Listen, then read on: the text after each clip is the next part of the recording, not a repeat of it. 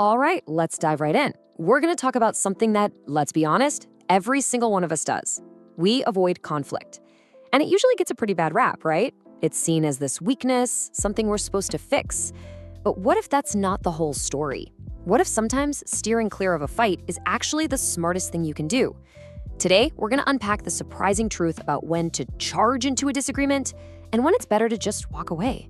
I mean, come on, who hasn't been there? You're at a family dinner or you're in a meeting at work and you have something you are just dying to say, but you don't. You just swallow it, all to keep things from getting messy. That exact feeling, that's what we're getting into today. And it shows up in so many ways, doesn't it? I mean, look at these. You've got the classic subject change, the old switcheroo, or just going completely silent.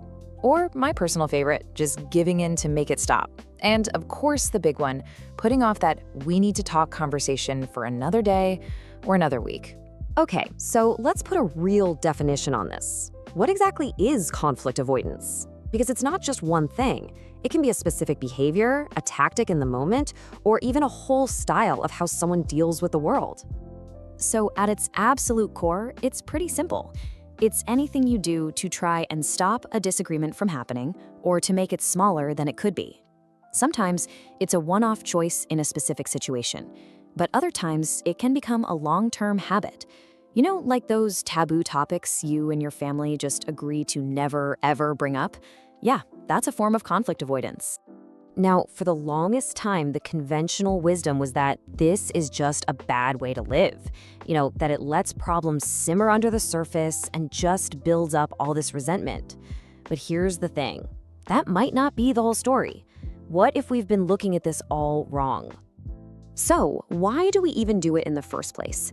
To really get it, you gotta look at where it comes from.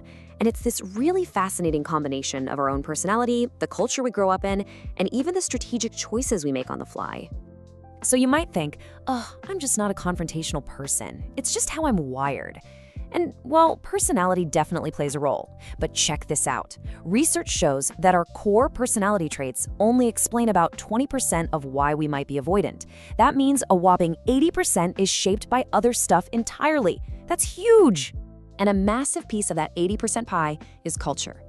In what are called collectivist societies, keeping the group harmonious is priority number one. So avoiding a direct confrontation isn't seen as weak, it's seen as skillful, as a way to protect relationships.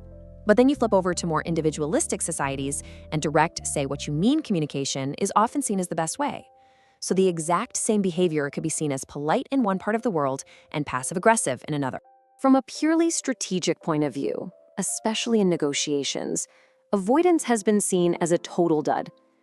There's this thing called the dual concerns model, and it basically labels avoidance as a lose-lose strategy. And it kind of makes sense, right? You're not fighting for what you want, but you're also not helping the other person get what they want. You're just checking out of the game. Okay, so we know what it is and where it comes from, but what about the consequences? What does it actually do to our relationships? This is where things get really interesting, because especially at home, it is a true double-edged sword. Now, this is the headline that surprises absolutely no one. For decades, research has pretty clearly linked constantly withdrawing from conflict with some really bad outcomes. We're talking higher divorce rates and just lower satisfaction in general. The logic is simple. But, and this is a huge but, here comes the twist. When researchers dug deeper, they found something that just turns everything on its head. It turns out that conflict avoidance is just as common in happy, stable marriages as it is in unhappy, unstable ones. Let that sink in for a second. This completely changes the conversation.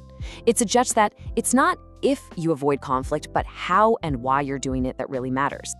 That being said, when you zoom out to the whole family unit, the dark side of chronic avoidance becomes really clear. When issues are constantly swept under the rug, people can start to feel like no one cares about them, and that just breeds frustration. For kids growing up in that environment, it's been linked to feelings of loneliness and having a tough time adjusting. And in the most extreme cases, it can literally tear a family apart. All right, let's switch gears from the living room to the office. The dynamics are totally different, but the stakes can be just as high. So, is avoiding a disagreement with your boss or your teammate a smart career move? Or is it just creating a toxic workplace? And the paradox is on full display right here. I mean, on the one hand, if you're constantly biting your tongue, it can lead to burnout, it can kill creative ideas, and it creates this atmosphere of distrust. But then you look at the other side, and the upsides are real. It can lower your stress in the moment. And get this, studies have shown that in teams where people already trust each other, sidestepping minor arguments can actually make the team more productive. So, we've seen the good, we've seen the bad, and we've seen the very, very complicated.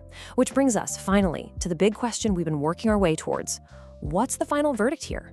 Is avoiding conflict a helpful tool or just a harmful habit?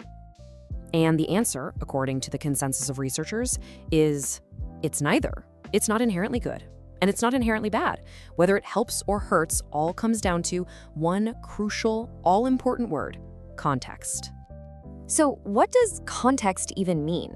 Well, it boils down to asking yourself these 3 questions. First, the relationship. How important is this person to you? Second, the topic. How much does this specific issue actually matter in the long run? And third, the situation. What's going on right now? Is this really the time and place? Because avoiding a silly argument with a stranger on the internet is a universe away from avoiding a major conversation with your partner. And so that leaves us with one final question, one to turn back on ourselves. Think about your life right now. What's one conflict, big or small, that you are actively avoiding? Now that you have this new framework, the relationship, the topic, the situation, ask yourself honestly, is that choice genuinely serving you? Is it protecting your peace of mind, or is it just delaying the inevitable?